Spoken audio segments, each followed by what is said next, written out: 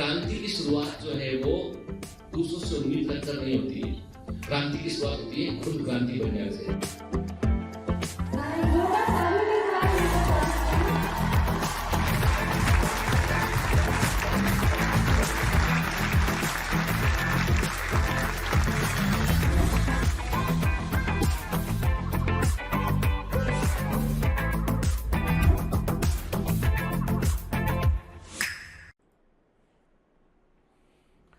Hello commandos, welcome to biomentors classes online. I am doctor Jitendra Singh और हम पढ़ रहे हैं बेटा biological classification 11th class NCERT का चैप्टर नंबर 2।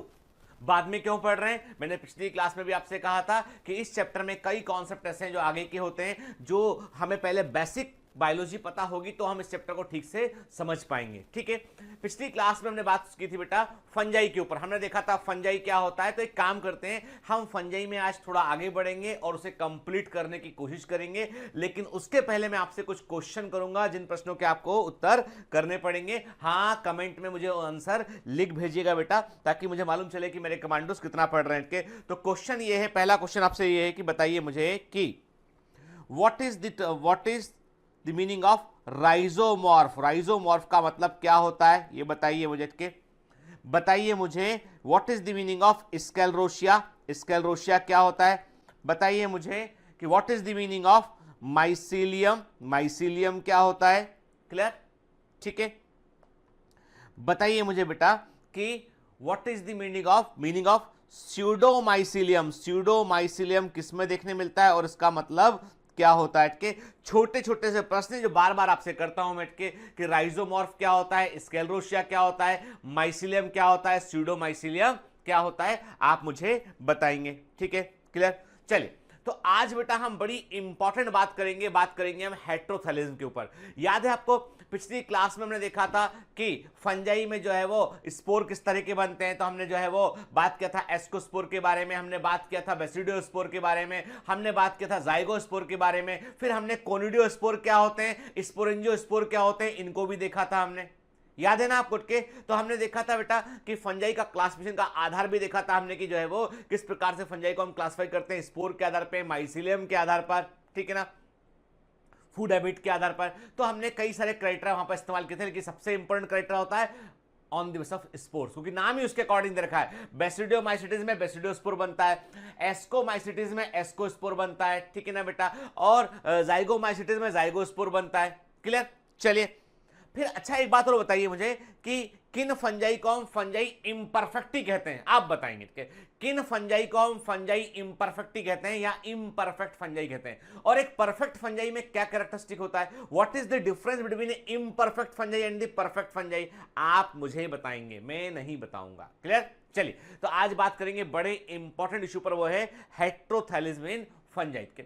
याद रखिएगा, हेटेरोथैलेज्म की खोज की थी ब्लैक्सली ने म्यूकर म्यूसिडो में। बड़ा कॉमन क्वेश्चन एग्जाम का, हेटेरोथैलेज्म को म्यूकर म्यूसिडो में ब्लैक्सली ने डिस्कवर किया। देखिए हेटेरोथैलेज्म का मतलब क्या है? मतलब यह है कि एक फंजाई जिसके पास में मेल और फीमेल पार्ट दोनों प्रेजेंट है। एक फंजाई इसके पास में मेल और फीमेल पार्ट दोनों प्रेजेंट है, उसके बावजूद फंजाई कई बार जो है वो सेक्सुअल रिप्रोडक्शन नहीं कर पाती है। देखो दो कारण होते हैं। मतलब एक, मेरी बात सुनिए ध्यान से, कि मैं फिर से रिपीट करता हूं कि फंजाई को सेक्सुअल रिप्रोडक्शन के लिए पार्टनर चाहिए।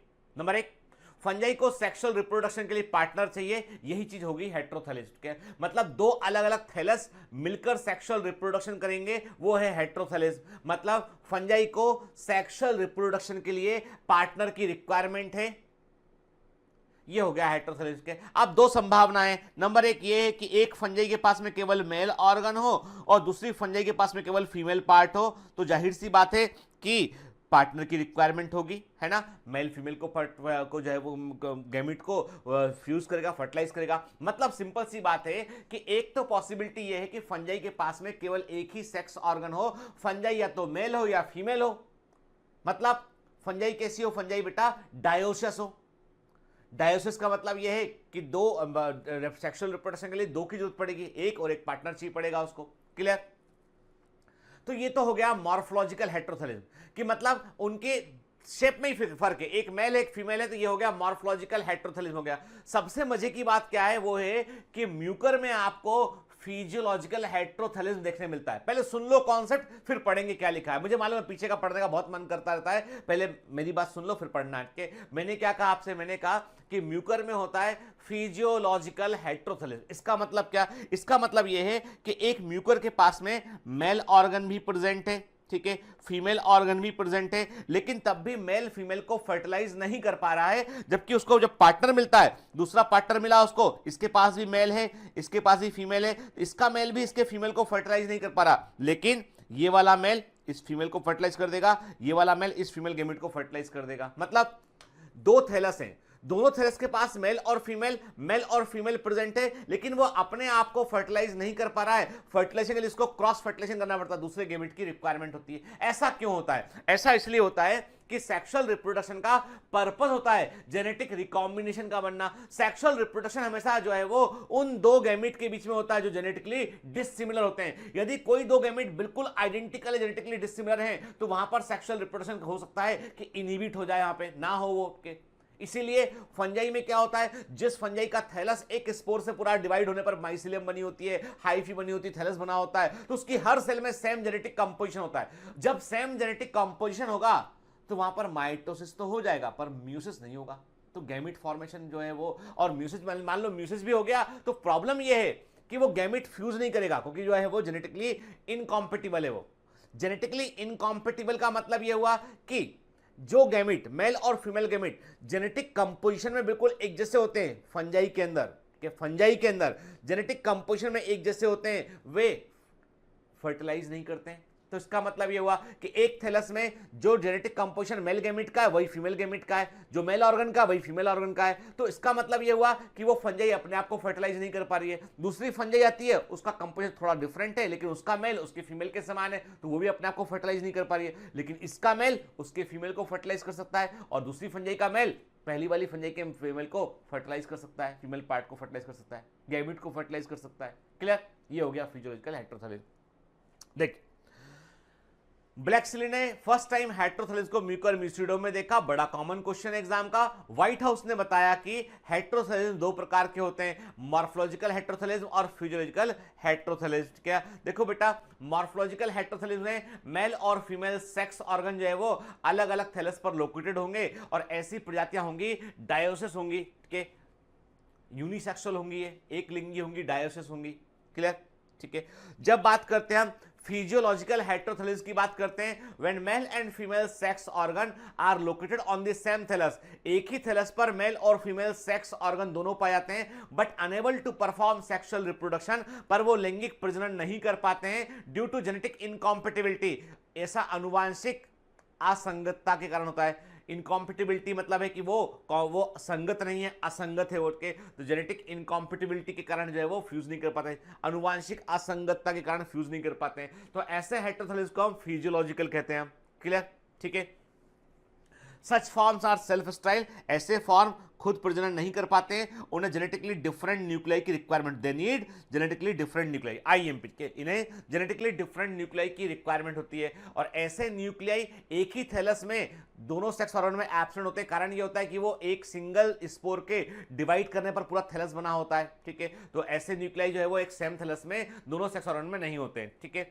तो हम ऐसा क्या मानते हैं कि फिजियोलॉजिकल हेटेरोथैलिक फंजाई जो होती है दो तरह की होती है। ठीक है, इंपॉर्टेंट है। और देखो बेटा, ये जो लेवल है, ये जो क्वेश्चन का लेवल है, ये बेसिकली प्रीवियसली जब एम्स हुआ करता था तो ये एम्स के लेवल पे, मैं क्लियर कर दूं कि अभी सारे एग्जाम नीट में मिल गए, तो अभी हमको किसी को नहीं मालूम है कि क्या फॉर्मेट एग्जैक्टली जो है वो आगे ले जा सकते हैं के। तो हमको अभी अपनी प्रिपरेशन जो है वो नीट के लिए पूरी करनी है, और एम्स और जिप्पर के लेवल तक भी हमें कुछ चीजों को टच करना, ताकि कोई क्वेश्चन बाउंस आए तो उसको हम कल सॉल्व कर सकें। ठीक है। तो मैंने क्या कहा आपसे कि फिजियोलॉजिकल हेटेरोथैलेज्म जो है वो फंजाई दो तरह की होती है, बाइपोलर और टेट्रापोलर। के बाइपोलर फंजाई में क्या होता है, एक जोड़ी जीन के, मान लो मैंने कहा एक जीन ए है और एक जीन स्मॉल ए है। ठीक है, एक जीन ए है, उसका एलील स्मॉल ए है, तो कुल मिला के ये दो जीन हो गए बेटा, 2 जीन हो गए। तो एक थैलस में कैपिटल ए जीन होगा, दूसरे थैलस में मान लो स्मॉल ए जीन होगा। तो एक थैलस में कैपिटल ए जीन होगा तो उसकी सारी सेल्स के अंदर कैपिटल ए जीन रहेगा।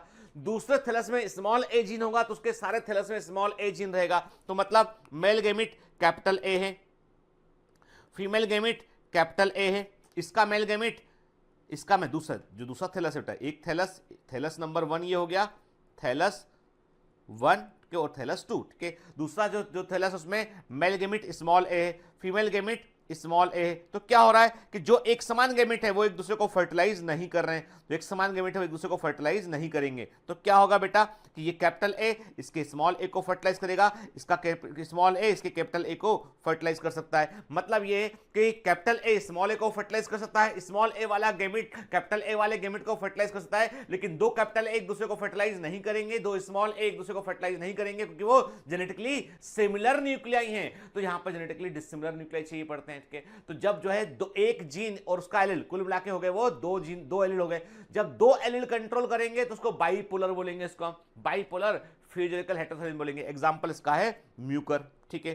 टेट्रापोलर में क्या होगा, टेट्रापोलर में ये होगा कि जीन के दो जोड़े होंगे, capital A small A, capital B small bit के। जब 2 पेयर ऑफ जीन कंट्रोल करेगा, टोटल 4 जीन होंगे, तो हम बोलेंगे 4 एलिल होंगे, तो टेट्रापोलर फिजियोलॉजिकल हेटेरोथैलेस बोलेंगे। ऐसा हमको बेसिडियोमाइसिटिस फंजाई में देखने मिलता है। तो आप बहुत डिटेल में जाने की जरूरत नहीं है, इतना याद रखो बेटा।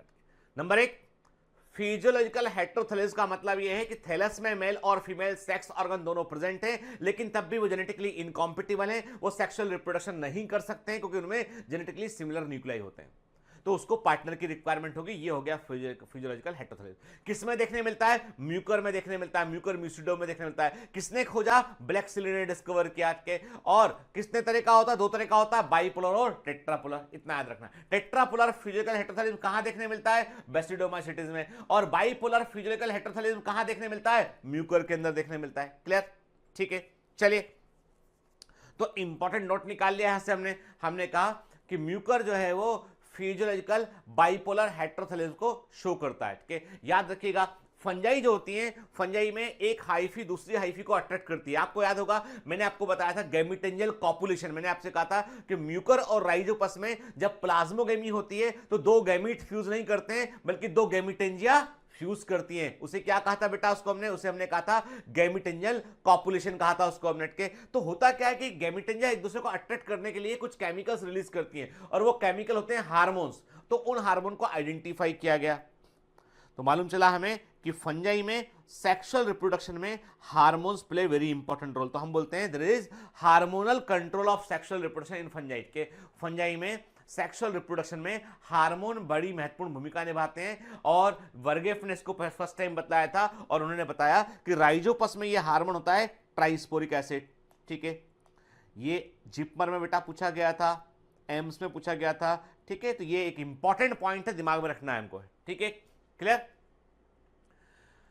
तो फंजाई में सेक्सुअल रिप्रोडक्शन का हार्मोनल नियंत्रण होता है, और इसको पहली बार वर्गेफ ने बतलाया था। और राइजोपस में यह हार्मोन क्या होता है, ट्राइस्पोरिक एसिड होता है। क्लियर, ठीक है। फिर बेसिडियोमाइसिटिस फंजाई में डाइकैरियोटिक सेल, याद है आपको पिछली क्लास में हमने बात की थी, डाइकैरियन की बात की थी। मैंने आपसे कहा था कि हायर फंजाई में प्लाज्मोगेमी के तुरंत बाद कैरियोगेमी नहीं होती है, यानी पहले साइटोप्लाज्म फ्यूज करता है गेमिट का, गेमिटेंजिया का, फिर कुछ समय तक जो है वो दोनों न्यूक्लियस एक कॉमन मीडियम में प्रेजेंट होते हैं। वो डाइकैरियोटिक कंडीशन डाइकैरियोफेज कहते हैं, डाइकैरियन सेल कहते हैं, याद है ना आपको, ठीक है। तो क्या होता है कि बेसिडोमाइसिस में डाइकैरियोटिक सेल जो होती है वो भी डिवाइड करती है, और डिवाइड करने के लिए विशेष प्रकार के स्ट्रक्चर बनाती है जो क्लैंप के समान दिखाई पड़ते हैं, जो क्लैंप के समान दिखाई पड़ते हैं, इसलिए इनको हम क्लैंप कनेक्शन कहते हैं आपके। तो याद रखिएगा। तो सिंपल सा क्वेश्चन जो एग्जाम में है, आपको बता दूं मैं, ये जो मैं एक लाइन लिखा रहा हूं आपको, ये एक लाइन का ही क्वेश्चन आएगा, इसके आगे और पीछे कुछ नहीं आएगा। याद रखना कि जो पॉइंट आपको बता रहा हूं बेटा, ये एग्जाम में आते हैं आते हैं आते हैं, फिर आप बोलोगे कि हाँ सर हमने पढ़ा था, आया पर, ठीक है। इसलिए प्लीज, ठीक है, मैं बोल रहा हूं, भरोसा रखिए, याद कीजिए इन चीजों को, दिमाग में रखिए इन चीजों को बेटा, है ना, ठीक है। और देखो कोई टीचर क्या बोल रहा है, सबसे अच्छा तरीका ये कि आप पुराने सालों के पेपर उठा के देख लें, आप बैक केयर सॉल्व पेपर पुराने सालों के, आप 5 साल के 7 साल के पेपर सॉल्व करेंगे, आपको मालूम चल जाएगा कि क्या एग्जाम में आता है क्या नहीं आता, ठीक है। ये 50 तरह की यूट्यूब वीडियो देखते ना कि 30 दिन में चमत्कार होगा, 15 दिन में तुम फिजिक्स में ऐसा कर दो, इतने 180 मार्क्स की प्लानिंग 10 दिन में, ठीक है, 360-50 नंबर 1 महीने में, ये सब वैसी वाली बात है, ठीक है। वो जो आप देखेंगे कि मेला लगता है ना, मेले में एक आदमी डमरू बजाता है, बोलता है कि अब देखो सांप नेवले को खा जाएगा, नेवला सांप को खा जाएगा, सांप नेवले को खा जाएगा। भगवान जाने क्या, कोई कुछ नहीं खाता, वो लेके घूम रहा था। जिस दिन उसके नेवले ने उसके सांप को खा लिया, उस दिन धंधा उसका बंद हो जाएगा। आई बस में। तो ना तो कभी ये हम सोचते नहीं, कभी ना नेवला सांप को खाएगा, ना सांप नेवले के मुंह में जाएगा कभी के। सिंपल सी बात है कि वो उसका बिजनेस है, ठीक है। तो please don't get in trap all this things, please focus on studies. Shortcut जिंदगी में जो है वो कई बार आपको मंजिल से अलग कर देते हैं, इसलिए please don't look at shortcut, क्योंकि ये एग्जाम शॉर्टकट से नहीं निकलता है, एग्जाम निकलता है हार्ड वर्क से के। आपको उतनी मेहनत, जितनी मेहनत एक बच्चा 1 जून से करता है, लगातार आ रहा है, उतनी मेहनत यदि आप बाद में जुड़े उतनी ही मेहनत आपको करनी पड़ेगी। ये बात अलग है, टाइम फ्रेम में आपको बराबरी पाने के लिए आपको थोड़ा और घंटा देना पड़ेगा, ठीक है। मैं कई लोगों को मेरी बात बुरी लगेगी, उनको लगेगा सर उम्मीदों पे पानी फिर रहे। मैं कोई उम्मीदों पे पानी नहीं फिर रहा, मैं सच बतला रहा हूं आपको कि बेटा मेहनत के बगैर ये एग्जाम नहीं निकलते हैं। इन एग्जाम के लिए आपको हार्ड वर्क करना पड़ता है, ठीक है। जो मेडिकल कॉलेज का दरवाजा है ना, वो दरवाजा कभी भी जो है वो शॉर्टकट से नहीं खुलता। उस दरवाजे के लिए आपको पूरा पहाड़ क्रॉस करके जाना पड़ेगा, तो फिर वो हो जाएगा खुल जा सिम सिम, ठीक है। चलिए, तो अभी हम बात करते हैं कि हॉफमैन ने फर्स्ट टाइम बताया कि बेसिडोमाइसिटिस में डाइकैरियोटिक सेल जब डिवाइड करती हैं तो क्लैंप के समान स्ट्रक्चर दिखाई पड़ता है, इसको हम क्लैंप कनेक्शन कहते हैं। तो बस इतना पॉइंट दिमाग में रखना है कि क्लैंप कनेक्शन बेसिडोमाइसिटिस में देखने मिलते हैं और डाइकैरियोटिक सेल जब डिवाइड होती है तब देखने मिलते हैं। और ज्यादा दिमाग लगाना है तो देख लो, बाजू में इमेज देख लो, एक डाइकैरियोटिक सेल है, उस डाइकैरियोटिक सेल के जो न्यूक्लियाई थे अपने आप को डुप्लीकेट किए हुए, फिर न्यूक्लियाई ने क्या किया, आपको ऐसे अरेंज किया, बीच में एक पार्टीशन बना, उसमें और एक न्यूक्लियर क्लैंप के थ्रू दूसरे के पास पहुंच गया और एक सेल 2 में कन्वर्ट हो गई। देखो यहां पहले एक सेल थी, ये देखिए आप इमेज, ये एक सेल थी और यहां पे ये 2 सेल हो गए। तो ये जो डिवीजन हुआ ना, इसके दौरान जो है वो न्यूक्लियस को जो है, ताकि जेनेटिकली डिसिमिलर न्यूक्लियस एक साथ पहुंच सके, उसको क्या किया गया, वैसे किसी कंपोजिशन को क्रिएट किया गया। यहाँ पे इसको बोलते हैं क्लैंप कनेक्शन कहते हैं। हॉफमैन ने फर्स्ट टाइम देखा था बेसिडियोमाइसिटिस में, ठीक है। फिर अगला क्वेश्चन, ये बड़े रैंडम क्वेश्चन है, वेक क्वेश्चन है, पर ये पॉइंट उन फंजाई के लिए जिनकी बात कर रहे हैं उनके लिए बड़े इंपॉर्टेंट है, के उनके लाइफ साइकिल में बड़े इंपॉर्टेंट पॉइंट है, इसलिए एग्जामिनर कई बार पूछ लेता है।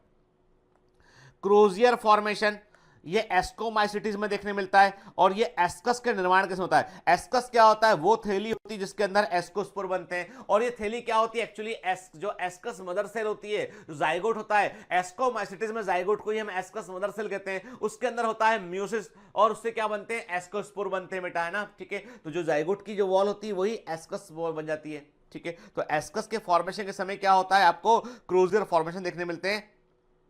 It is a carved structure formed by the ascogenous hyphae, कि जिस हाइफी के ऊपर एस्कोस्कोर बनता है, एस्को कार्ब बनता है, जिस हाइफी के ऊपर है वो एस्कस लगा होता है, उस हाइफी को हम एस्कोजनस हाइफी कहते हैं। मतलब जिस हाइफी से एस्कस जनरेट होता है, बनता है, उसे हम एस्कोजनस हाइफी कहते हैं। उस पर आपको एक जो है वो स्ट्रक्चर देखने मिलेगा, इसे हम क्या बोलेंगे, क्रोजियर फॉर्मेशन बोलेंगे। क्या आप देखिए कितने दिखाई पड़ रहा है एस्कोस्पोर, 1 2 3 4 5 6 7 8, याद है ना।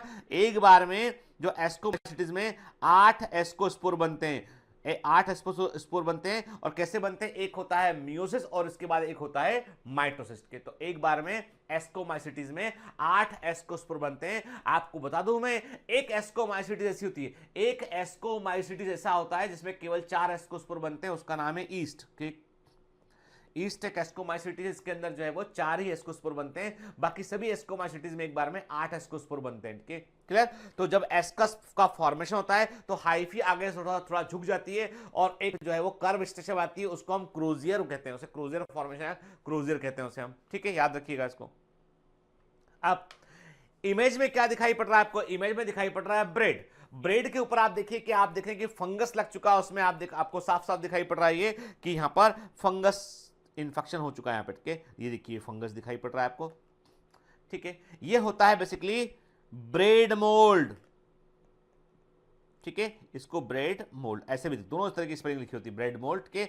और ये होता है बेटा Mucor and Rhizopus, Mucor and Rhizopus, ठीक है। और ये आते हैं फाइकोमाइसिटीज ग्रुप में आते हैं, ये फाइकोमाइसिटीज ग्रुप में आते हैं म्यूकर एंड राइजोपस के। जो जाइगोस्पोर है इसको जाइगोमाइसिटीज भी कहते हैं, इस ग्रुप को हम जाइगोस्पोर को प्रोड्यूस करते हैं, ठीक है। देखिए ये इसका स्पोरेंजियम है, के याद रखिएगा, ये इसका स्पोरेंजियम है। और ये क्या होता है बेटा, ये जो स्पोरेंजियम के नीचे वाली हाइफी को क्या बोलते हैं, इसे स्पोरेंजियोफोर कहते हैं, इसे स्पोरेंजियोफोर कहते हैं इसे हम, ठीक है। ये क्या हो गया इसका, ये इसका हो गया स्पोरेंजियम, इसका स्पोरेंजियम हो गया, ठीक है। और स्पोरेंजियम के ठीक बीचों बीच वाला भाग जो जुड़ा हुआ है ऐसा, ये बीच वाला भाग जो सपोर्टिंग पार्ट होता है, इसे बोलते हैं हम कॉल्यूमेला, इस पार्ट को हम बोलते हैं कॉल्यूमेला। कॉल्यूमेला हमको जो है वो स्पोरेंजियम के ठीक बीच वाला हिस्सा दिखाई पड़ता है, जो स्पोर को प्रोड्यूस नहीं करता है, सपोर्ट देने का काम करता है। ये बेसिकली इसके ऊपर पूरा स्पोरेंजियम जुड़ा होता है। तो स्पोरेंजियम में अब आपको बता दूं मिनट के, जो फंजाई है, फंजाई की स्पोरेंजियम में जो स्पोर बनते हैं ना, वो ना तो माइटोसिस से बनते हैं ना वो म्यूसिस से बनते हैं। सुनिए बात की, फंजाई की स्पोरेंजियम में जो स्पोर बनते हैं वो ना तो माइटोसिस से बनते हैं ना म्यूसिस से बनते हैं, वो स्प्लिटिंग ऑफ प्रोटोप्लाज्म से बनते हैं। उनमें मल्टी न्यूक्लियर कंडीशन तो ऑलरेडी होती है, प्रोटोप्लाज्म के कई सारे अलग अलग हिस्से हो जाते हैं कि हर हिस्से में कुछ कुछ न्यूक्लियस आते हैं, उससे मल्टीपल स्पोर बन जाते हैं। ठीक है, क्लियर। चलिए बात करते हैं अब फाइकोमाइसीट्स की। पूरी तरीके से एनसीईआरटी पर बेस्ट बात करेंगे बेटा, क्योंकि एनसीईआरटी से ही एग्जाम में जनरली क्वेश्चन पूछा आता है इसमें। ठीक है,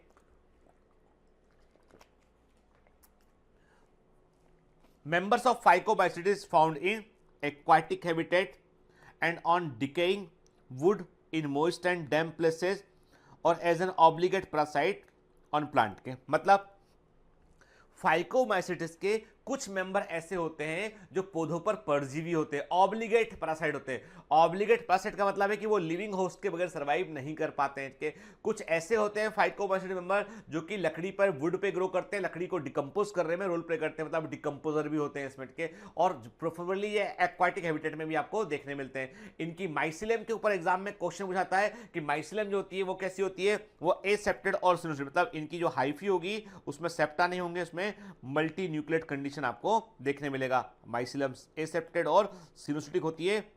वेरी वेरी आईएमपी, यहां पे मैं 3 स्टार लगा रहा हूं, इसको बेटा याद रखना, इसको ठीक है ना, भूलना नहीं है इसको, ठीक है ना, क्लियर। माइसिलियम जो है इसकी एसेप्टेड और सिनोसिटिक होती है, ये याद रखना है ना, ठीक है। देखिए आप है ना, ये इसकी माइसिलियम में देखना, ये और रियल फोटोग्राफ इसलिए आपको साफ साफ इसमें दिखाई नहीं पड़ रहा, परंतु ये आप देख रहे हैं इसमें ब्रांचिंग होती है ना, जो हाइफी होती है, हाइफी इसमें होती है ब्रांच्ड हाइफी होगी इसमें के, नॉन सेप्टेड होगी, इसमें सेप्टा देखने नहीं मिलेंगे आपको के, मल्टी न्यूक्लियेट होगी, ये सिनोसिटिक होगी बेटा, ये है ना, क्लियर। चलिए फिर आप देखिए, है ना, आप देख, अब देखो इसके इसमें जो जो जो जो भी इसमें लेवलिंग है ना, बड़ी इंपॉर्टेंट लेवलिंग है, क्योंकि एनसीईआरटी में लेवलिंग नहीं है ये, और आप एमसीक्यू सॉल्व करोगे आपको ये क्वेश्चन मिलेंगे, फिर आपको लगेगा सर ने क्या पढ़ा दिया, हमको क्वेश्चन नहीं बन रहा है के, तो बेटा ऐसा नहीं है ना, क्वेश्चन बनेगा आपसे। लेकिन देखो इस चैप्टर में क्या है, जो पुराने बहुत पुराने क्वेश्चन है ना, वो डिटेल्ड सिलेबस पे, जैसे पक्सीनिया है, पक्सीनिया की लाइफ साइकिल पहले सिलेबस में था, ऑल इंडिया पीएमटी में भी, MP PMT, Madhya Pradesh PMT में, यूपी सीपीएमटी में, वेस्ट बंगाल पीएमटी में, कॉमेट के अंदर, तमाम तरह के एग्जाम पहले उनमें था सिलेबस के अंदर, ठीक है। तो पक्सीनिया की लाइफ साइकिल पढ़ना पड़ता है, अब लेकिन नहीं है वो, तो उसको पढ़ के हम एनर्जी खराब नहीं करेंगे अपनी ना, हमको ये पता होना चाहिए कि कौन से क्वेश्चन ऐसे हैं जो अभी भी रिलेवेंट है, और इसके लिए आप मुझ पर भरोसा कीजिए, कौन से विषय जो अभी भी रिलेवेंट है, जिनको हमें पढ़ना है, किनको कहां छोड़ देना है, कहां पढ़ना है कहां छोड़ना है, ये हमें डिसाइड करना पड़ेगा, प्लांट किंगडम में भी, बायोलॉजिकल क्लासिफिकेशन में भी, लेकिन ह्यूमन फिजियोलॉजी में हम ऐसा नहीं कर सकते, वहां पे हमको पढ़ना पड़ता है, मॉलिक्यूलर बायोकेमिस्ट्री से पढ़ना पड़ता है हमको, एक लेवल के ऊपर जाके पढ़ना पड़ता है, क्योंकि एग्जाम में वहां पे क्वेश्चन नए तरह के क्वेश्चन कर लेता है, ठीक है। चलिए क्या देखा हमने, माइसिलियम दिखा, सबसे पहले लेवलिंग के माइसिलियम दिखाई पड़ रहा है आपको इसमें। माइसिलियम किससे बनाता है, it is network of hyphae. Hyphae में आप देख रहे हो बेटा, कुछ हाइफी ऐसे होते हैं जो सबस्ट्रेट में धसे होते हैं, जो नॉरिशमेंट लेने का काम करते हैं, ऐसे हाइफी जो सबस्ट्रेट में धसे होते हैं उनको हम राइजोइड्स कहते हैं, वो रूट के समान दिखाई पड़ते हैं, उनको हम राइजोइड कहते हैं, जो कि आधारी पदार्थ सबस्ट्रेट में धसे होते हैं, जो ब्रेड के अंदर घुसा हुआ जो हिस्सा होता है उसका काट के, बाकी हिस्सा बाहर निकला होगा काट के। और ऐसे जो है वो ऐसे हाइफी जो कि राइजोइड्स के 2 ग्रुप को कनेक्ट करते हैं, उन्हें हम स्टोलोन कहते हैं, स्टोलोन कहलाते हैं उनके। फिर आपने देखा कि वर्टिकली इलोंग, ऐसे हाइफी जो वर्टिकली ऊपर की ओर ग्रो करते हैं, ऐसे हाइफी जो वर्टिकली ऊपर की ओर ग्रो करते हैं, ठीक है, उन्हें हम स्पोरेंजियोफोर कहते हैं, ठीक है। स्पोरेंजियोफोर के टिप पर क्या लगता है, स्पोरेंजियम लगता है। स्पोरेंजियम का ठीक बीच वाला भाग जो नॉरिशमेंट प्रोवाइड करता है, डेवलपिंग स्पोर को नॉरिशमेंट प्रोवाइड करता है, सपोर्ट देता है, वो उसे कहते हैं कॉल्यूमेला कहते हैं। कॉल्यूमेला इज इंपॉर्टेंट, ठीक है। कॉल्यूमेला स्पोर को फीड करता है, नॉरिशमेंट प्रोवाइड करने का काम करता है। जब जो है कॉल्यूमेला कॉलेप्स करता है, कॉल्यूमेला जो है वो फीड प्रोवाइड नहीं करता है, तब स्पोरेंजियम सूख जाएगा और स्पोरेंजियम वस्ट करेगा और स्पोर बाहर निकल जाएंगे। याद रखिएगा, स्पोरेंजियम में स्पोर बनाने के लिए ना तो माइटोसिस होती है ना मियोसिस होती है, it is just because of the splitting of the protoplasm. Protoplasm की स्प्लिटिंग होती है और कई सारे स्पोर बन जाते हैं, ठीक है ना, क्लियर। और ये स्पोर होते हैं मल्टी न्यूक्लिएट स्पोर होते हैं, क्लियर। ए सेक्सुअल रिप्रोडक्शन किससे होता है बेटा, फाइकोमाइसीट्स में जू स्पोर्स होता है। जू स्पोर क्या होते हैं, मोटाइल स्पोर होते हैं, ठीक है। ए प्लेनोस्पोर नॉन मोटाइल स्पोर होते हैं, याद रखिएगा बेटा। जू स्पोर जो है वो मोटाइल स्पोर होते हैं और ए प्लेनोस्पोर नॉन मोटाइल स्पोर होते हैं, और ये स्पोर एंडोजेनसली बनते हैं एंड स्पोरेंजियम में बनते हैं, ठीक है। और जब भी कभी सेक्सुअल रिप्रोडक्शन होगा तो क्या होगा बेटा, सेक्सुअल रिप्रोडक्शन में इनमें क्या होता है कि देयर इज फ्यूजन ऑफ गैमीटेंजिया, यानी फाइकोमाइसीट्स में गैमीटेंजिया फ्यूज करती है, मतलब गैमीटेंजियल कॉपुलेशन हमको इसमें देखने मिलता है, गैमीटेंजियल कॉपुलेशन हमको देखने मिलता है। और यहाँ पे जो एक्चुअली में दो गैमीट की जाए, यहाँ पे दो गैमीटेंजिया फ्यूज करती हैं, उससे बनता है फिर जाइगोस्पोर बनता है। जाइगोस्पोर थिक वॉल वाला जाइगोट होता है, जाइगोस्पोर जो होता है जाइगोटी होता है, इसके आसपास थिक वॉल डेवलप हो जाती है, क्लियर। देखिए यहाँ पे ना, देख रहे हैं यहाँ पे आपको दिखाई पड़ रहा है, यहाँ पे सेक्सुअल रिप्रोडक्शन में हम देखते हैं कि देखो ये तो हमने एक जो है कॉमन पिक्चर लिया हमने, इसमें हम दिखाया कि यहाँ पे ऊगोनियम एंथ्रीडियम। एक्चुअली में यहाँ पे क्या हो रहा है देखिए आप गौर, तब भी आप गौर से देखिए इसमें कि मेल और फीमेल गैमीटेंजिया जो है वो फ्यूज कर रहे हैं सीधा, के गैमीट बाहर नहीं आया है, वो गैमीटेंजियल सीधा फ्यूज कर रहे हैं, और उससे क्या हो रहा है, उससे जाइगोट बन रहा है। जाइगोट में जो थिक वॉल डेवलप हुआ तो क्या बन गया, उसे जाइगोस्पोर बोला उसको हमने, ठीक है, क्लियर। और जाइगोस्पोर जब जर्मिनेट करेगा तो फिर वो जो है वो हैप्लॉइड स्पोर्स को प्रोड्यूस करेगा, ठीक है। The gametes are similar in morphology, तो हम आइसोगेमस बोलेंगे, और अलग अलग दिखाई पड़ेंगे तो उसको हम एनाइसोगेमस और ऊगेमस बोलेंगे। याद रखिएगा गैमेट तीन तरह, दो गैमेट मॉर्फोलॉजिकली फिजियोलॉजिकली सिमिलर होते हैं तो हम आइसोगैमिक गैमेट कहते हैं उनको। जब गैमेट एक गैमेट मोर एक्टिव होता है, एक लेस एक्टिव होता है, एनाइसोगेमस कहते हैं। और जब एक गैमेट एग होता है और दूसरा गैमेट जो है वो स्पर्म होता है, एंथ्राइड होता है, एक्टिव होता है, और एक इनएक्टिव होता है, तो उसे हम कहते हैं ऊगेमी कहते हैं। ऊगेमी डेवलप प्रकार का सेक्सुअल रिप्रोडक्शन होता है। देखो बेटा,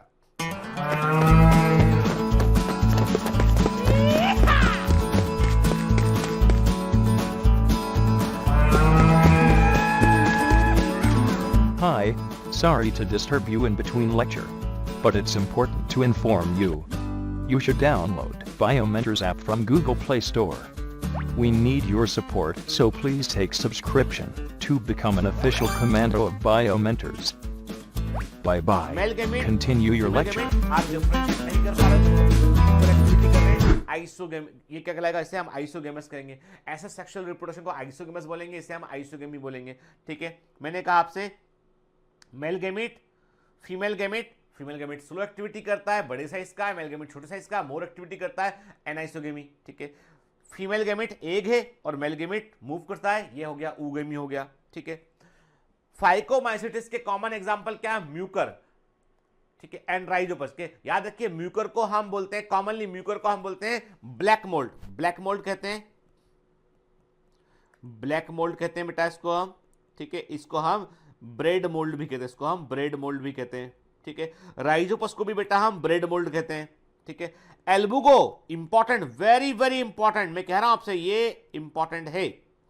एल्बुगो मस्टर्ड के ऊपर, सरसों के ऊपर एक परजीवी फंजाई होती है, और मस्टर्ड में कौन सी बीमारी करती है, व्हाइट रस्ट ऑफ क्रूसीफर के, व्हाइट रस्ट ऑफ मस्टर्ड या व्हाइट रस्ट ऑफ क्रूसीफर बीमारी का कारण होता है एल्बुगो कैंडिडेट के। तो एल्बुगो जो है कौन सी बीमारी करता है, ये व्हाइट रस्ट ऑफ क्रूसीफर, ये बीमारी एल्बुगो कैंडिडेट्स होती है। और एल्बुगा इज ए डिप्लॉइड फंजाई, ठीक है, ये diploid 2N fungi, diploid fungi होती है, ठीक है। देखिए ये व्हाइट रस्ट ऑफ क्रूसीफर से इन्फेक्टेड एक प्लांट है, ऐसा आपको व्हाइट रस्ट ऊपर इसमें दिखाई पड़ता है, कारण इसका होता है एल्बुगो, ठीक है। आप थोड़ा सा एनसीईआरटी के बाहर से नोट कर लेते हैं उसमें। White rust caused by fungus Albugo is the most devastating disease known to occur in more than 50 countries and infect 400 plant species belonging to 31 families worldwide, including important vegetable crucifers, oil yielding brassica plant, ornamental plants and the numerous weed के जितने गोभी होते हैं सब Brassicaceae family के आते हैं, तो ब्रासिका के प्लांट होते हैं, तो कई सारे क्रूसीफर प्लांट होते हैं, ठीक है। तो कई सारी सब्जियां हुई, कई सारे जो है वो आपके ऑयल यील्डिंग प्लांट है, वो हमको फैमिली क्रूसीफरी से मिलते हैं, ठीक है। तो ब्रासिकेसी क्रूसीफरी फैमिली पर ये अटैक करते हैं और उनको जो है वो प्लांट को डैमेज करते हैं, तो इससे बड़ा इकोनॉमिक लॉस होता है, ठीक है। क्लियर। और अब मान लो इन्फेक्शन को दूर करना है तो क्या करेंगे, इन्फेक्शन को दूर करने के लिए हम जो है वो जिन दवाओं का इस्तेमाल करते हैं उन्हें बोलते हैं फंजीसाइड। फंजीसाइड वो केमिकल होते हैं जिनका इस्तेमाल करते हैं किसके लिए, हम फंगस के इन्फेक्शन को दूर करने के लिए इस्तेमाल करते हैं। जैसे बोर्डेक्स मिक्सचर एक होता है, एक केमिकल एक होता है बोर्डेक्स मिक्सचर, ये एक बड़ा पॉपुलर फंजीसाइड होता है। बोर्डेक्स मिक्सचर पॉपुलर फंजीसाइड, इसका इस्तेमाल हम करते हैं किसके लिए, फंगल इन्फेक्शन को हटाने के लिए करते हैं।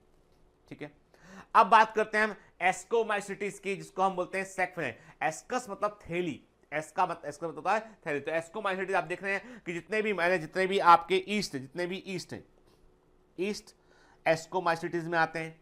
जितने भी मशरूम्स हैं वो भी एस्कोमाइसिटिस में आते हैं। ठीक है, पफ बॉल्स मशरूम के समान दिखाई पड़ते हैं, पफ बॉल्स ये भी किस में आते हैं, ये भी एस्कोमाइसिटिस में आते हैं। क्लियर। पेनिसिलिन जो है बेटा किस में आता है, ये भी एस्कोमाइसिटिस में आता है पेनिसिलिन। क्लेबिसेप्स याद है, इसके बारे में बात किया हुआ हमने, क्लेबिसेप्स वो भी एस्कोमाइसिटिस में आता है। ठीक है, चलिए, तो ascomycetes basically they are the spore shooters के, ये बड़ी संख्या में स्पोर को प्रोड्यूस करती है, तेजी से अपने आप को मल्टीप्लाई करती हैं कि ऐसा लगता है कि ये स्पोर को शूट कर रही है। इनमें क्या होता है, इनमें आप देखेंगे कि इनमें जो है, देखिए they are the fungi which produce microscopic spore inside special elongated cells और सेक नोन एज दी एस्काइट के। तो इनमें क्या होता है, जो एस्कस होता है जिसको हम एस्काई बोलते हैं या एस्कस कहते हैं, उसके अंदर एस्कोस्पोर बनते हैं। ठीक है, और ये मैंने कहा ना एक बार में 8 बनते हैं एस्कोस्पोर बनते हैं, ऐसे जो है वो कई सारे एस्कस एक एस्कोकार्प के अंदर, एक जो एस्कोकार्प होता है उसमें कई सारे एस्कस होते हैं, हर एक एस्कस में 8 एस्कोस्पोर होते हैं। आप इमेजिन कीजिए कि एक एस्कोकार्प में मान लीजिए 100 एस्कस हैं, एक एस्कोकार्प में 100 एस्कस हैं, तो मतलब उसके अंदर 800 एस्कोस्पोर हो गए। तो बड़े पैमाने पर स्पोर को प्रोड्यूस करते हैं, इसलिए इनको हम क्या बोलते हैं, स्पोर शूटर कहते हैं, एस्कोमाइसिटिस कहते हैं। ठीक है, कॉमन नेम इनका होता है सेक फंजाई, थैली के समान, थैली मतलब एस्कस। ठीक है, the ascomycetes are mostly multicellular, mostly ये मल्टीसेलुलर होती है और इसमें जो है रेयरली आपको यूनिसेलुलर देखने मिलेगी। ईस्ट सैक्रोमाइसिस जिसको इस्तेमाल हम एल्कोहलिक फर्मेंटेशन में करते हैं, बेकरीज में करते हैं, वो ईस्ट जो होता है वो यूनिसेलुलर एस्कोमाइसिटिस फंजाई है। ठीक है, क्लियर। जबकि most of the ascomycetes multicellular होती है, और पहली एंटीबायोटिक जो पेनिसिलियम थी, जो पेनिसिलिन खोजी गई थी, वो पेनिसिलियम फंजाई से खोजी गई थी, और पेनिसिलियम फंजाई भी क्या होती है, एस्कोमाइसिटिस होती है। क्लियर। और एक और फंजाई है बेटा बड़ा पॉपुलर है, वो है न्यूरोस्पोरा। सुनिए, न्यूरोस्पोरा का इस्तेमाल हम जो है वो जेनेटिक रिसर्च में करते हैं। Neurospora is the very popular fungi among the genetician, जो भी साइंटिस्ट जेनेटिक्स के फील्ड में काम कर रहे हैं वो न्यूरोस्पोरा पर भी काम करते हैं। तो न्यूरोस्पोरा जो है उसको हम रेड मोल्ड कहते हैं, लाल फफूंद कहते हैं, और ये एस्कोमाइसिटिस का मेंबर है। पेनिसिलियम को हम ब्लू मोल्ड कहते हैं, नीली फफूंद कहते हैं, ये एस्कोमाइसिटिस का मेंबर है। क्लियर। ये सेप्रोफाइटिक होती है, डिकम्पोजर हो सकती हैं, परजीवी हो सकती हैं, और ये कॉप्रोफिलस ऑल इंडिया पीएमटी में पूछा गया। ठीक है, कॉप्रोफिलस का मतलब होता है ग्रोइंग ऑन डंग, जो कि डंग पर, गोबर पर ग्रो करती हैं के, और इसके बारे में हमने लिखा हुआ, शुरू में पढ़ा हुआ बेटा पिछली क्लासेस में, है ना। तो कॉप्रोफिलस भी होती है एस्कोमाइसिटिस के। माइसिलियम इनकी होती है ब्रांच और सेप्टेड। एस्कोमाइसिटिस को बेटा हम एज कंपेयर टू फाइकोमाइसिटिस हम डेवलप फंजाई मानते हैं, इसमें माइसिलियम होती है ब्रांच और सेप्टेड होती है। ठीक है, ए सेक्सुअल स्पोर को हम बोलते हैं कोनिडिया, जो सीधा बनते हैं, और जिस हाइफी के ऊपर जैसे ये एक हाइफी है, इस हाइफी के ऊपर क्या होता है, मैंने कहा इसमें ब्रांचिंग ऐसा हुआ हाइफी में, और इसमें क्या होता है, इसके ऊपर ऐसे कोनिडिया लगे होते हैं। ठीक है,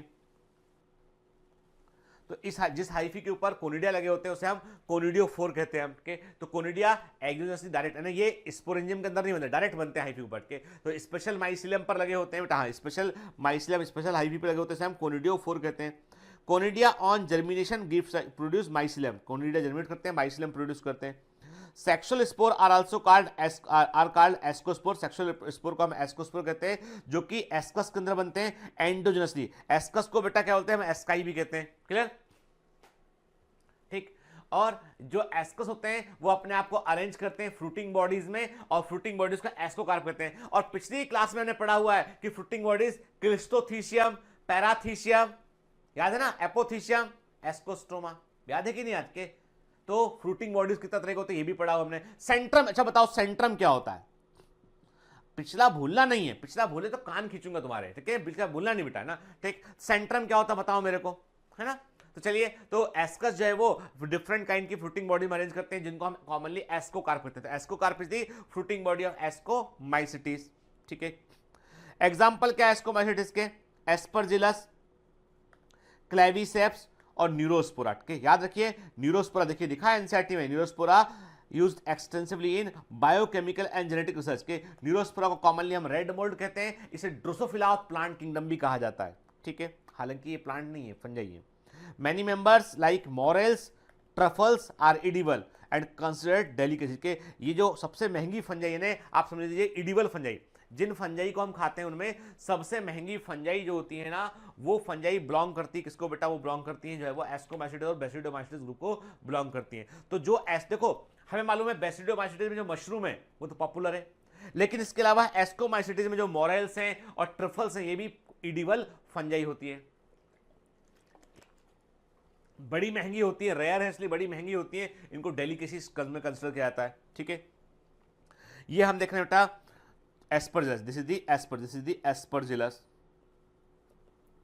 आप देख रहे हैं कैसे उसमें देखो आप कितने सारे कोनिडिया, जो आप देख रहे हैं कोनिडियोफोर दिखाई पड़ रहा है और ऊपर बनते हुए निकलते हुए कोनिडिया दिखाई पड़ रहे हैं आपको, मल्टीपल कोनिडिया निकल रहे हैं यहाँ पे। ठीक है, अच्छा इसका नाम बताओ, है ना, ये तो बताना पड़ेगा, जल्दी जल्दी नाम बताओ, इसका नाम क्या है? कौन सी फंजाई? ये है राई प्लांट। राई प्लांट का एक जो लगता है ना इसमें दाना लगा होता है वो है। के ये क्या है? क्लेविसेप्स। भूल गए क्या? के कौन सा स्ट्रक्चर इसका? ये स्क्लेरोशिया। क्या मिलता है इससे? LSD, lysergic acid diethylamide. याद आया ना? ठीक है, ये क्या है? ये है न्यूरोस्पोरा के रेड मोल्ड। न्यूरोस्पोरा हम देख रहे हैं रेड मोल्ड। ठीक है, ये ग्रो कर रहा है पूरा दिखाई पड़ रहा है, ये this is the Neurospora. Clear? चलिए अब बात करते हैं बेसिडोमाइसिटिस की।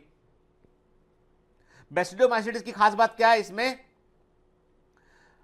बेसिडियोस्पोर बनता है, फ्रूटिंग बॉडी को बेसिडोकार्प कहते हैं, ऑलरेडी पढ़ा हुआ हमने के। याद रखना, बेसिडियोस्पोर एक बार में 4 बनते हैं, एस्कोस्पोर एक बार में 8 बनते हैं। ठीक है, commonly known as commonly known form of basidiomycetes are mushroom, bracket fungi और पफ बॉल के। यानी जो फंजाई सबसे फेमस है वो है mushroom, bracket fungi, puff ball के।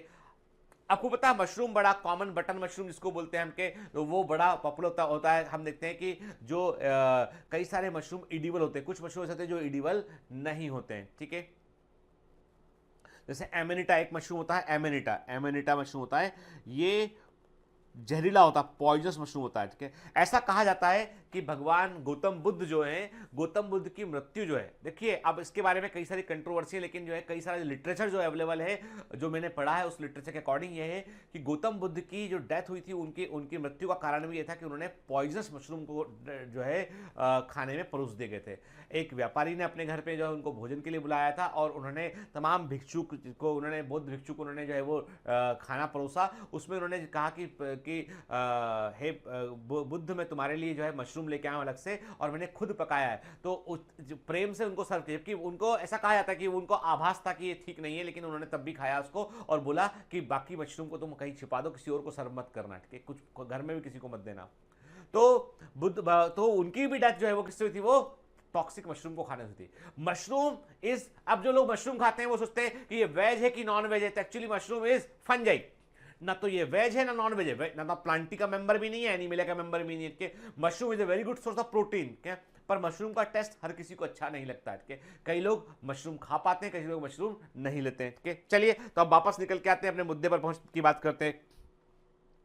ये मिट्टी में they grow on soil, on locks and the tree stump. ठीक है, ये कहां ग्रो करते हैं? मिट्टी में ग्रो करते हैं। लकड़ी का जो ढेर लगा होता है, लॉक्स होते हैं, वुडन जो लकड़ी, टूटी कटी हुई लकड़ी होती है, जो आप देखेंगे कभी कोई वुड रखी होती है, कहीं पड़ी होती है, कहीं पर उसके ऊपर फंजाई ग्रो करने लगती है, तो वो भी क्या होते हैं? बेसिडोमाइसिटिस होते हैं। ठीक है, फिर इन लिविंग बॉडीज जैसे पैरासाइट के रूप में मिल सकते हैं आपको। रस्ट और स्मट जो होते हैं ये पैरासिटिक बेसिडोमाइसिटिस होते हैं। रस्ट और स्मट बड़ी खतरनाक होते हैं। और जो ब्लैक रस्ट ऑफ व्हीट है वो पक्सिनिया ग्रैमिनिस ट्रिटिसाई फंजाई से होता है। और पक्सिनिया ग्रैमिनिस ट्रिटिसाई फंजाई जो है बेसिडोमाइसिटिस का मेंबर है। तो रस्ट फंजाई पक्सिनिया फंजाई है, स्मट फंजाई यूस्टिलेगो फंजाई है जो स्मट नाम की बीमारी करती है। इससे क्रॉप बड़े पैमाने पर डैमेज आता है। माइसिलियम ब्रांच होती है, सेप्टेड होती है, हायर फंजाई है। इंपॉर्टेंट पॉइंट है is that asexual spore are generally not found के सामान्यतः आपको इसमें एसेक्सुअल स्पोर देखने नहीं मिलेंगे, परंतु वेजिटेटिव रिप्रोडक्शन फ्रेगमेंटेशन से कॉमनली देखने मिलेगा। यानी बेसिडोमाइसीटीज में आपको एसेक्सुअल रिप्रोडक्शन जनरली देखने नहीं मिलेगा, कुछ फंजाई में एक्सेप्शनली होता है, लेकिन इन जनरल आपको एसेक्सुअल स्पोर जो है वो बेसिडोमाइसीटीज फंजाई में देखने नहीं मिलेगा। आपको फ्रेगमेंटेशन देखने मिलेगा और सेक्सुअल रिप्रोडक्शन देखने मिलेगा। ठीक है, सेक्स ऑर्गन इनमें नहीं होते हैं क्योंकि इनमें क्या होता है, इनमें सोमेटोगेमी, याद है ना सेक्सुअल रिप्रोडक्शन के तरीके में हमने पढ़ा था सोमेटोगेमी कि दो हाइफी सीधा फ्यूज कर जाती है, तो इनमें सोमेटोगेमी देखने मिलता है। तो प्लाज्मोगेमी जो है वो कैसे होता है बेटा, दो हाइफी सीधा फ्यूज करती है, सोमेटिक सेल फ्यूज करती है, उससे होता है प्लाज्मोगेमी होता है। और इसे क्या बोलते हैं, हम बोलते हैं सोमेटोगेमी कहते हैं। याद है आपको पिछली क्लास में बात किया था हमने। ठीक, रिजल्टेंट स्ट्रक्चर डाइकैरियोटिक सेल बनती है और जो बाद में बेसिडियम को प्रोड्यूस करती है। कैरियोगेमी और म्यूसिस जो है वो टेक्सपेस इन द बेसिडियम के अंदर कैरियोगेमी होता है, देन म्यूसिस होता है और 4 बेसिडोस्पोर बनते हैं। नंबर भी लिखा देखिए एनसीईआरटी में। काफी समय तक इसमें क्या होता है, जैसे जो है वो डाइकैरियोटिक कंडीशन बनती है तो सेल अपने आप को मेंटेन रखती है डाइकैरियोटिक कंडीशन में, तो डाइकैरियन फेज हमको देखने मिलती है। फिर अपोजिट न्यूक्लियाई जो है फ्यूज करते हैं, देन सेक्सुअल रिप्रोडक्शन आगे कैरी होता है। तो प्लाज्मोगेमी के इमीडिएट बाद कैरियोगेमी नहीं होती है, पहले जो है दो हाइफी फ्यूज करेंगी, अपोजिट टाइप के न्यूक्लियस साथ में आएंगे, फिर कुछ समय तक ऐसे मेंटेन रहेंगे वो, और सेल अपने आप को डाइकैरियोटिक सेल अपने आप को मल्टीप्लाई करेगी, उसके बाद फिर वो फ्यूज कर जाएंगे। ठीक है, The basidospore are exogenously produced in the basidium, ये बेसिडियम में बनते हैं, और जिन फ्रूटिंग बॉडी के अंदर प्रोड्यूस होते हैं हम बेसिडोकार्प कहते हैं। और बेसिडोमाइसीट्स का बेस्ट एग्जांपल क्या है बेटा, एगेरिकस मशरूम। एगेरिकस याद रखिए, जो एडिबल मशरूम है वो क्या है, Agaricus bisporus is the edible mushroom के, तो एगेरिकस मशरूम। अब देखो बेटा, मैं आपको इस लेक्चर के साथ में ध्यान से मेरी बात सुनिएगा कि ये जो फंजाई वाला हिस्सा है, मैं आपको एक आपको परफॉर्मेंस इनहांसमेंट शीट दूंगा जो बड़ी इंपॉर्टेंट है, वेरी वेरी इंपॉर्टेंट है। तो कुछ फंजाई के कॉमन फीचर मैं वहां पे दूंगा समय बचाने को, यहाँ पे बोलूंगा आप लिखेंगे, उससे बेहतर है मैं आपको एक शीट दे दूं, तो उसको बेटा एक बार देख लेना, मेरे कहने पे प्लीज प्लीज प्लीज एक बार देख लेना। ठीक है, यूस्टिलोगो स्मार्ट पक्सिनिया रस, अब ये तो याद ही हो गए बोलते बोलते हमको, इतनी बार मैंने आपको बताया। यूस्टिलोगो स्मट फंजाई है, पक्सिनिया रस्ट फंजाई है के, और एगेरिकस क्या है बेटा, ये मशरूम है के। टॉक्सिक मशरूम क्या होता है, वो होता है एमेनिटा। एमेनिटा इज दी टॉक्सिक मशरूम, जहरीला मशरूम होता है। ठीक है, क्लियर। आप देख रहे हैं ये मशरूम का, आपको ये एगेरिकस दिखाई पड़ रहा है, एगेरिकस। और ये आपको पता है ये इन हिस्सों को क्या बोलते हैं हम, ठीक है, हालांकि इतना डिटेल में एनसीईआरटी में दे रखा है, इन हिस्सों को हम बोलते हैं गिल्स, के ये होते हैं गिल्स के। तो ये एनिमल वाले गिल्स से कंपेयर मत करना, ये एनिमल वाले गिल्स नहीं है, एनिमल में जो गिल्स होते हैं उससे कंपेयर मत करना, इनको हम जो है वो कन्वेंशनली गिल्स बोलते हैं के, और स्पोर डिस्पर्सल में ये रोल प्ले करते हैं, they play important role in the spore dispersal. ठीक है, तो अभी चूंकि फंजाई उतना डिटेल में हमारे कोर्स में नहीं है, इसलिए मैं, अदरवाइज तो हमको मशरूम भी अलग से डिटेल में पढ़ाना पड़ता है कि क्या इस साइज का होता है। तो मैं कुछ इंपॉर्टेंट पॉइंट जो एग्जाम में कभी कभी पूछे गए थे वो मैं आपको एक चार्ट बना के, एक लिस्ट बना के दे दूंगा, उनको बेटा एक बार बस एक बार पढ़ लेना ताकि कोई बाउंसर ना छूटे हमसे ना। ठीक है, देखिए mushroom cultivation is a very promising business के, एंड आप देखेंगे कि जो मशरूम कल्टीवेशन है इसके कई सारे स्टार्टअप हैं, कई सारे जो है लोग जो है वो मशरूम को कल्टीवेट करते हैं और बहुत कम लिमिटेड जगह में मशरूम को प्रोड्यूस कर सकते हैं। जिन किसानों के पास जमीन कम होती है ना, वो यदि मशरूम कल्टीवेट करते हैं अपने छोटी झोपड़ी बना के कुछ बना के, तो वो अपनी क्रॉप से अधिक पैसा कमा सकते हैं। और कई कंपनियां ऐसी जो मशरूम को परचेज करती है, मशरूम की बड़ी डिमांड है स्पेशली 5 स्टार और 4 स्टार होटल्स के अंदर। देन हम देखने बेटा ये हमें दिखाई पड़ रही है smut, this is the smut fungi, ये हमें दिखाई पड़ रही है स्मट फंजाई के। देखिए आपकी कॉर्न कॉब एक मक्के का एक हिस्सा है, आप देख रहे हैं इसमें कि जो स्मट फंजाई है उसने क्या किया, इसने इसको जो है वो अटैक किया, और देखिए ये फंजाई ने कितना सारा पूरा हिस्सा, पूरा का पूरा कॉर्न खराब हो गया है, ये स्मट फंजाई है। And this is the Puccinia, ये पक्सिनिया है, तो याद रखिएगा पक्सिनिया से क्या, ब्लैक रस्ट ऑफ व्हीट किस होता है, पक्सिनिया ग्रैमिनीस ट्रिटिसाई। ठीक है, इससे क्या होता है, इससे ब्लैक रस्ट ऑफ व्हीट होता है। ठीक है, तो कुछ फंगल डिजीज बेटा मैं आपको इंपॉर्टेंट शीट में दूंगा, वो देख लेना एक बार, है ना, पढ़ लेना। okay? देखो आप में से कई आप लोग क्या कर रहे हो, आप लोग परफॉर्मेंस इनहांसमेंट शीट को फालतू समझ रहे हो आप उसको। आप ये नहीं सोचते हो कि बेटा लेक्चर में के दौरान हम बहुत कुछ पूरा एनसीईआरटी 100% कवर करते हैं, उसके अलावा भी कवर करते हैं, तब भी कुछ कभी कभी कुछ हिस्से होते हैं जो रैंडम होते हैं, वैग होते हैं, तो उनको भी हम कवर करने के लिए हम शीट में कुछ पॉइंट दे देते हैं आपको। तो पढ़ लिया करो एक बार, पढ़ने में कोई बुराई नहीं है एक बार। तो देखो सिंपल सी बात है कि हम क्यों पढ़ रहे हैं, हमको एग्जाम में टॉप करना, अच्छी रैंक पे हमको आना है ना बेटा, तो थोड़ा सा एफर्ट करना पड़ेगा। एग्जाम किसका है, आपका है ना। चलिए अब बात करते हैं हम ड्यूटेरोमाइसिटिस की। तो मैंने आपको बताया था पहले कि जिन फंजाई में सेक्सुअल रिप्रोडक्शन नहीं होता है या नहीं डिस्कवर किया गया उनको हम इम्परफेक्ट फंजाई कहते हैं, और सारी इम्परफेक्ट फंजाई को हम एक साथ एक ग्रुप में रखते हैं और उस ग्रुप का नाम क्या है, ड्यूटेरोमाइकोटिना, ड्यूटेरोमाइसिटिस कहते हैं। क्लियर, ठीक है।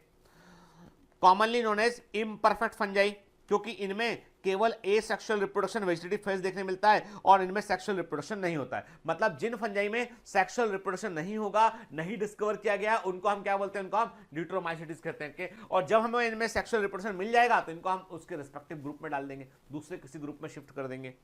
When the sexual form of these fungi were discovered, they were moved into classes they rightly belong to। ठीक है, देखिए कभी कभी एक चीज और गलती होती है, कभी कभी क्या होता है कि एसेक्सुअल और वेजिटेटिव फॉर्म एक फंजाई का होता है, हमें लगता है कि ये केवल एसेक्सुअल रिप्रोडक्शन कर रही है, उसको हमने ड्यूटेरोमाइसिटिस रख दिया, और उसी फंजाई का कोई दूसरा रूप ऐसा है जो सेक्सुअल रिप्रोडक्शन कर रहा है। तो कई बार ऐसा भी कंफ्यूजन होता है, तो साइंटिस्ट कहते हैं कि यहां पर क्या है, यहां पे हमको इस कंफ्यूजन को दूर करने के लिए फंजाई की डिटेल में स्टडी करनी पड़ती है। इट इज ऑल्सो पॉसिबल, ये भी संभव है कि द एसेक्सुअल और vegetative phase have been give one name, asexual vegetative phase को हमने एक नाम दे दिया और ड्यूटेरोमाइसिटिस में रख दिया हमने, और सेक्सुअल फेज को हमने दूसरा नाम दे दिया और दूसरी क्लास में रख दिया हमने। ये तो गलती है, मिस्टेक है, तो पर ऐसा हो सकता है, ठीक है। लेकिन बाद में जब मालूम चलती है सच्चाई, तो सच होता है, ठीक है। तो जहां बिलोंग करती वहां रखना पड़ेगा उसको।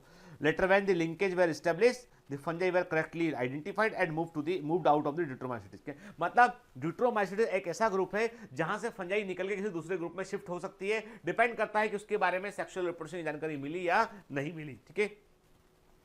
Once perfect stage of member of ड्यूटेरोमाइसिटिस were discovered, एक बार मालूम चलता है कि फंजाई सेक्सुअल रिप्रोडक्शन कर सकता है, परफेक्ट स्टेज में भी आता है, तो उसको हम एस्कोमाइसिटिस, बेसिडोमाइसिटिस वाले जैसे ग्रुप में आगे शिफ्ट कर देते हैं, ठीक है। The deuteromycetes reproduce only by asexual spore, जिन्हें हम कोनिडिया कहते हैं। इंपॉर्टेंट पॉइंट के, ड्यूटेरोमाइसिटिस केवल और केवल एसेक्सुअल रिप्रोडक्शन शो करती है, और वो भी किससे होता है, कोनिडिया से होता है। वो हमने इन फंजाई को एस्कोमाइसिटिस और बेसिडोमाइसिटिस में क्यों रखा हमने, क्योंकि फाइकोमाइसिटिस में कोनिडिया नहीं बनते, स्पोरेंजियोस्पोर बनते हैं। फाइकोमाइसिटिस में क्या होती है, हाइफी होती है, एसेप्टेड सिनोसिटिक होती है, और जितने भी ड्यूटेरोमाइसिटिस है उनकी हाइफी क्या होती है, उनकी माइसिलम होती है सेप्टेड और ब्रांच होती है, ठीक है। कुछ मेंबर इसके सेप्रोफाइट होते हैं, कुछ इसके परजीवी होते हैं, जबकि बड़ी संख्या में इसके जो मेंबर होते हैं वो होते हैं डिकम्पोज होते हैं, जो डेड और डिके मैटर को नष्ट करते हैं। मिनरल रिसाइकलिंग में रोल प्ले करते हैं। याद रखिएगा बेटा कि मिनरल साइक्लिंग में जो सेप्रोफिटिक फंजाई बड़ा इंपॉर्टेंट रोल प्ले करती है। तो कई सारे most of the deuteromycetes saprophytic fungi होती है, ठीक है। एग्जांपल इसका क्या है, अल्टरनेरिया, कोलिडोट्राइकम एंड ट्राइकोडर्मा के। याद रखिए जो कोलिडोट्राइकम होता है बेटा, कोलिडोट्राइकम फॉलगेटम के, ये एक पैरासिटिक फंजाई होती है, it is a parasitic fungi के। कोलिडोट्राइकम फॉलगेटम जो होती है वो इट्स ए पैरासिटिक फंजाई के। फिर ट्राइकोडर्मा जो होता है it is used as a, याद है आपको, trichoderma viride, trichoderma can be used as a bio control agent. इसका इस्तेमाल हम बायो कंट्रोल एजेंट के रूप में भी करते हैं। तो जब कोई टर्म देखते हो ना तो उसके बारे में क्या जानते हो वो दिमाग में आना चाहिए। जैसे ट्राइकोडर्मा के बारे में हमने कहाँ पढ़ा हुआ है, हमने माइक्रोब्स इन ह्यूमन वेलफेयर में पढ़ा हुआ है। ट्राइकोडर्मा का इस्तेमाल बायो कंट्रोल एजेंट के रूप में भी करते हैं हम। कोलिडोट्राइकम पैरासिटिक फंजाई होती है बेटा, है ना। चलिए देख रहे हैं अब ये एनसीईआरटी के इमेजेस दे रखे हैं आपको। पहला इमेज है म्यूकर का, जो साफ साफ नहीं दिखाई, एनसीईआरटी में जैसा देखा वैसे इमेज है के। तो ये देख रहे हैं आपकी, ये है म्यूकर के। आपको इसमें क्या दिखाई पड़ा, एक्चुअली इस इमेज में क्या दिखाया उन्होंने, इस इमेज में शो किया है उन्होंने, ये है हाइफी स्पोरेंजियम, हाइफी स्पोरेंजियम, ठीक है ना। ये एक्चुअली इमेज इसका ऐसा, तो आपको दिखा रहे हैं हाइफी स्पोरेंजियम दिखा रहे हैं। फिर दूसरा इमेज आपका बी इमेज जो है वो एस्परजिलस का आपको इमेज दिखाई पड़ रहा है, दिस इज एस्परजिलस के। और सी इमेज है एगरिकस की, दिस इज दी मशरूम, ये है मशरूम, ये है स्टाइप ग्राउंड गिल्स, ठीक है ना। एंड अंदर राइजोइड्स के, ठीक, क्लियर। ये हमको मशरूम, तो मैं आपको कुछ इंपॉर्टेंट बेटा जो है, क्योंकि देखिए मैंने आपसे कहा ना कि 99% क्वेश्चन तो एनसीईआरटी से आएगा, लेकिन तब भी 1% के लिए हमें थोड़ा सा तो पढ़ना पड़ेगा, है ना, ठीक है। चलिए, तो यहां पर जो है हमारा फंजाई जो है वो पूरा होता है, लेकिन इसके साथ में जो लेक्चर के साथ में अटैच आज के दिन जो आपकी परफॉर्मेंस इनहांसमेंट शीट आपको मिलेगी, उसको बेटा जरूर पढ़ना है ना, ठीक है, ताकि आपको कुछ ना लेफ्ट राइट कुछ चीजें छोटी छोटी रैंडम होती है वो आपको कवर हो सके वो चीजें, है ना बेटा, ठीक है। क्योंकि देखो हमें पढ़ना चाहे तो फंजाई को भी 1 महीना पढ़ सकते हैं, मशरूम को 1 दिन पूरा पढ़ लें हम, ठीक है, 1 दिन म्यूकोराइजोस पूरा पढ़ ले, तो उसका मतलब कुछ नहीं, क्योंकि वो एग्जाम में कोर्स में नहीं, एक्चुअली जब कोर्स में था तो हमने उसको भी पढ़ा हुआ है, अभी नहीं है हमारे वो। जिपमर के लिए उसको पढ़ना पड़ा, जिपमर के लिए हमने मशरूम को भी डिस्कस किया पिछले लेक्चर, पुराने ओल्ड लेक्चर्स में, क्योंकि उतना डिटेल में जाना पड़ता था, ठीक है। अभी एक नीट है, उसके अकॉर्डिंग काम करते हैं, है ना बेटा। चलिए पढ़ते रहिए, मेहनत करते रहिए, ऑल द बेस्ट।